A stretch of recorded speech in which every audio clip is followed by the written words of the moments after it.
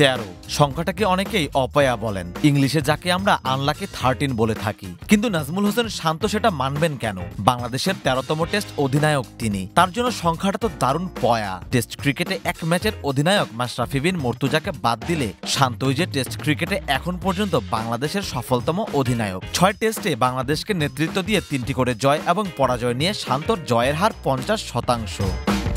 নাজমুল হোসেন শান্ত যেন এক পরশ পাথর, তার ছোঁয়াতে বদলে যেতে শুরু করেছে বাংলার ক্রিকেট। একটু বাড়াবাড়ি মনে হচ্ছে নিশ্চয়ই, কিন্তু এই তুলনার রাস্তাটা খোদ শান্তই তৈরি করে দিয়েছেন। তার অধিনায়কত্বের ঝলকে অবিশ্বাস্য সব জয় ধরা দিচ্ছে, অপূর্ণতাগুলো পাচ্ছে পূর্ণতা। একটু খতিয়ে দেখা যাক, শান্ত পরশ পাথর এই কথা তো ভিত্তি থাকা প্রয়োজন। 2024 সালের ফেব্রুয়ারিতে পাকাপাকিভাবে অধিনায়কত্ব পান নাজমুল শান্ত। এর আগে অবশ্য প্রয়োজনের মুহূর্তে দলের দায়িত্বভার সামলেছেন তিনি। তেমন এক দায়িত্বভার নিয়ে নিউজিল্যান্ডে গিয়েছিল শান্ত। সেবার ওয়ানডে সিরিজটা হারলেও প্রাপ্তি ছিল শেষ ম্যাচটি, যেটা বাংলাদেশ নিজেদের করে নিয়েছিল। এর আগে কখনোই নিউজিল্যান্ডের মাটিতে তাদেরকে পরাস্ত করতে পারেনি বাংলাদেশ। বদলে যাওয়ার শুরুটা বলা যেতে পারে সেখান থেকেই। এরপর ঘরের মাঠে সেই নিউজিল্যান্ডকে আতিথেয়তা দিয়েছিল বাংলাদেশ। সিলেটের মনোরম পরিবেশের মাঝে ব্ল্যাক ক্যাপসদের একেবারেই চমকে দেয় শান্তর দল। টানা 5 দিন দুর্দান্ত ক্রিকেট খেলে জয় ছিনিয়ে নেয় টাইগাররা। এর আগে কখনো ঘরের মাঠে নিউজিল্যান্ডকে সাদা পোশাকে হারানোর স্বাদ পায়নি বাংলাদেশ।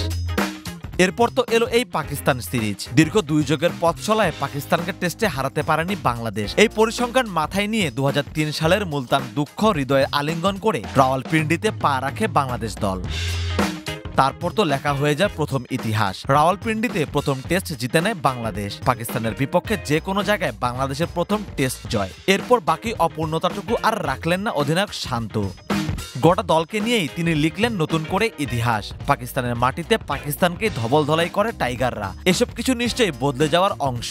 শান্তকে তাই পরশ পাথর বললে দোষের কিছু নেই নিশ্চয়ই। যদিও 2024 টি-20 বিশ্বকাপে বাংলাদেশের পারফরম্যান্সকে নিয়ে কাটাছেঁড়া হতেই পারে, কাঠগড়ায় তোলা যেতে পারে শান্তকে। কিন্তু তরুণ একজন অধিনায়ক বাংলাদেশের দুর্বলতম ফরম্যাটে সহসাই আকাশচুম্বী ফলাফল এনে দেবেন, সেটা ভাবাও তো অন্যায়। তবুও প্রশংসাপ্রাপ্য শান্তর। তিনি দলের শক্তিমত্তাটা বোঝেন ভালো। তিনি জানেন দলে থাকা খেলোয়াড়দের সক্ষমতা ঠিক কতটুকু। তিনি ততটুকু সক্ষমতার সর্বোচ্চটা নিংড়ে নেওয়ার পদ্ধতিও আয়ত্তে এনেছেন। অধিনায়ক শান্তর দুর্ধর্ষ অধিনায়কত্বের উজ্জ্বলতম উদাহরণ হয়ে থাকবে পাকিস্তান সিরিজ। তিনি পেসারদের যথাযথ ব্যবহার করেছেন, পাকিস্তানি অভিজ্ঞ ব্যাটারদের ফাঁদে ফেলার পরিপূর্ণ ছক কষে মাঠে নেমেছেন, বোলারদের যথাযথ ব্যবহার করেছেন। পরিশেষে ব্যাটাররাও নিজ দায়িত্ব জ্ঞানে এগিয়ে এসেছে।